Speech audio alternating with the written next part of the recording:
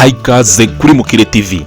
Uyu munsi reka twigire hamwe amategeko 10 y'umugabo bita Napoleon Hill yagufasha kuba umutsinzi mu buzima. 10 laws of successful in life by Napoleon Hill. Ni amategeko 10 yagufasha guhirwa mu buzima nkuko yanditswe n'uyu mugabo Napoleon Hill. Mbahaye ikaze, njye nitwa Mr. Sam, niba utarakora subscribe hano kuri Mukire Entertainment, uyu ni umwanya wo wakora subscribe ugakanda like. Mbahaye ikaze. Itegeko rya mbere, law of control, ni itegeko ryo kwikontrola cyangwa se itegeko ryo kwigenzura. Ibyo utekereza nibyo bigenzura cyangwa se nibyo birema ukuri. Ese wikontrola ute? Ese ugenzura ubuzima bwawe ute? Ese intekerezo zawe ni wowe uzigenzura cyangwa nizo zikugenzura? Iri ni itegeko uyu mugabo yanditse atekereza ko abantu benshi bagenzurwa n'intekerezo zabo kurusha uko bo batekereza, aho usanga abantu bita ku byahise, batekereza ku byahise, ibyababaje, ibyababayeho bitari byiza. Ugasanga abantu benshi bita mu ntekerezo zabo mbi gusa, ariryo tegeko yise law of control. Mu kwigenzura bugomba kugenzura intekerezo zawe n'ibyo utekereza byose kugira ngo ubashe kugira icyo ugeraho, kuko ibyo utekereza ngo nibyo birema ukuri. What you think create reality, or what you thought create reality. Nibyo uvuga, ibyo uvuga nibyo utekereza nibyo birema ukuri. Itegeko rya kabiri ryitwa law of the fitness. Ni itegeko naryo uba udakwiriye kwirengagiza. Ibyifuzo byawe, ibyo uteganya, ibyo utekereza ko byakubaho, ndetse n'ibyo ugeraho, n'ibyifuzo byawe n'intego zawe zigaragara, ibyo nabyo birema ukuri. Iri ni itegeko uba udakwiriye kwirengagiza. The fitness, uko wiyumva ko intsinzi yawe izaza ingana, uko utekereza uko ibintu bingana, uko byifuza, ibyo nabyo ni ibintu bishobora kuba byarema ukuri mu buryo bumwe cyangwa se ubundi. Niyo mpamvu nabyo uba ukwiriye kubyitondera. Ibyo utekereza n'ibyo uhozaho amarangamutima yawe menshi cyane, byose ni ibintu uba ukwiriye kwitaho kandi ukabitekerezaho neza mu buryo buri positive. Itegeko rya gatatu ry'uyu mugabo yaryitse law of faith or belief. Naryo ni itegeko rijyanye no kwizera.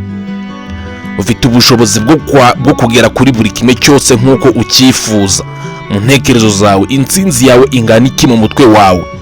Uko utekereza intsinzi yawe niko ikunze kungana, uko bitekereza niko biba.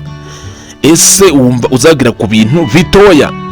Ibintu bito iyo biri mu ntekerezo zawe ntabwo wagera ku bintu birenze uko wowe ubitekereza. Law of belief, ndetse n'uburyo ubyizera. Ese wizera ko wagera ku bintu byawe mu buhe buryo? Niba ibintu byawe nawe ubwawe uba ubishidikanyaho, ntuzumve ko ibyo bintu bizaba impamo. Ibintu bigenda uko ubitekereza ndetse n'uko ubyizera.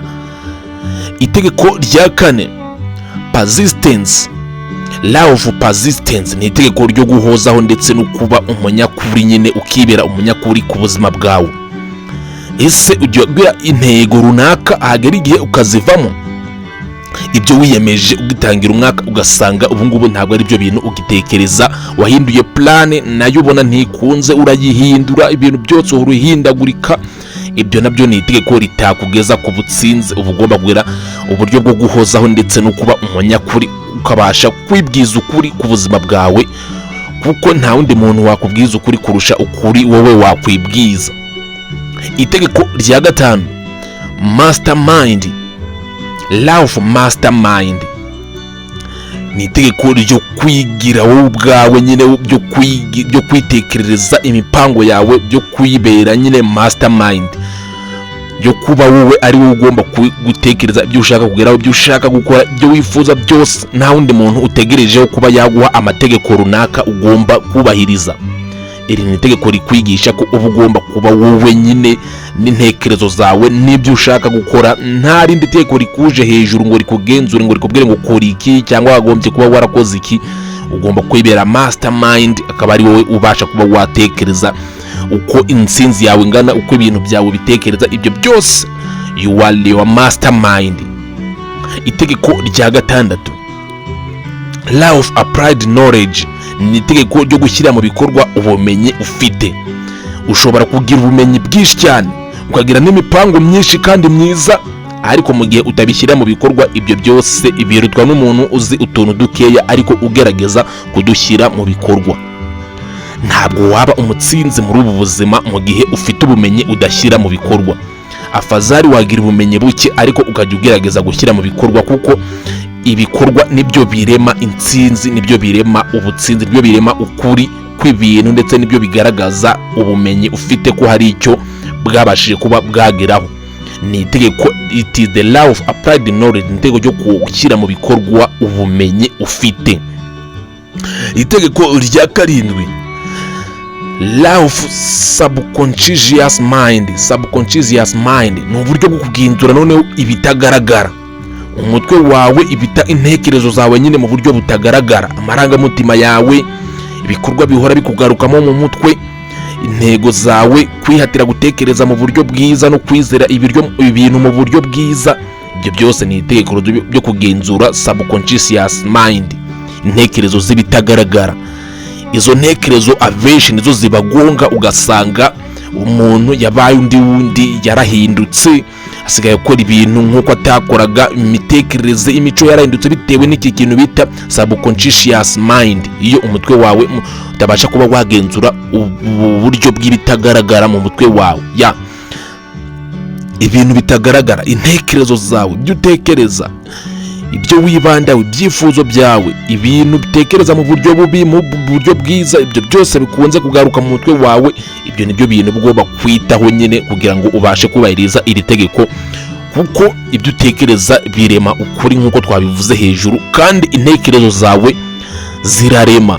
Niyo mpamvu izi ntekerezo z'ibitagaragara uba ukwiriye kuzitondera cyane. Ni byo kintu yasize mu itegeko rya 7 yise law of subconscious mind. Itegeko rya 8, law of desire, ni itegeko ryo kwifuza. Ese ibintu ubyifuza ku kihe kigero? Uko wifuza ibintu ku kigero cyo hejuru cyane, byongera ubushake bwo kugerageza kubishaka. Ugomba kwifuza ibintu kandi ukabyifuza mu buryo bwiza, buri positive, uburyo buzatuma ibyo bintu bigenda biba impamo, uko imitsi izagenda yicuma bitewe n'ikigero cyo kubyifuza ufite. Iyo wifuza ibintu ku kigero cyo hejuru cyane, wumva ko ubikeneye, wumva ko ari ibintu bigomba kuba mu buzima bwawe uko byagenda kose, ibyo bintu byongera n'imbaraga n'umuhate wo kujya kubishaka, bityo bya bintu wifuzaga ugasanga ubigezeho. Itegeko rya 9 yaryise law of overcoming adversity and fear. Iri ni itegeko ryo kurwanya ubwoba ndetse no kurwanya ubwoba bushingiye ku bintu tutakabaye dutinya nyine. Ubundi hari ibintu mu buzima tutakabaye dutinya ngo dutinde tubitaho n'umwanya wacu mwinshi cyane. Urugero nko gutekereza ko uzasaza, gutekereza ko uzapfa, gutekereza ko uzabura bukunda, gutekereza ko uzarwara, gutekereza ko ubukene bushobora kukugeraho. Ibyo ni ibintu mu by'ukuri tutakabaye dutinya, kuko ni ibintu rusange, buri muntu wese ibyo bintu byamubaho. Rero nk'umuntu ushaka kugira ubuzima bwiza, ushaka kubaho mu buzima bwiza, ibi bintu ntibikagucira ishati ngo wumve ko byacitse, kuko hari ibintu mu buzima biba bigomba kutubaho uko byagenda kose. Ubuzima buba bugomba kutuzanira. Niyo mpamvu uba ukwiriye kuba umunyakuri kandi ukajya utekereza neza, ukarwanya ubu bwoba, kuko ni ubwoba butubamo ikiremwa muntu hafi ya cyose, byo gutinya ibintu nk'ibi ngibi nyine tutagira icyo dukoraho. Itegeko rya 10, law of increasing return, ni itegeko ryo kwitega ibisubizo bizava mu byo ukora, cyangwa se itegeko ryo kubona umusaruro, byo kubona umusaruro cyangwa se kubona inyungu zivuye mu bikorwa byawe. Buriya isi hari igihe ishobora kukuzanira ibintu bitajyanye n'uburyo wabiteganyaga, unexpected source, ibintu utari waratekereje, ibintu utatekerezaga ko byabaho.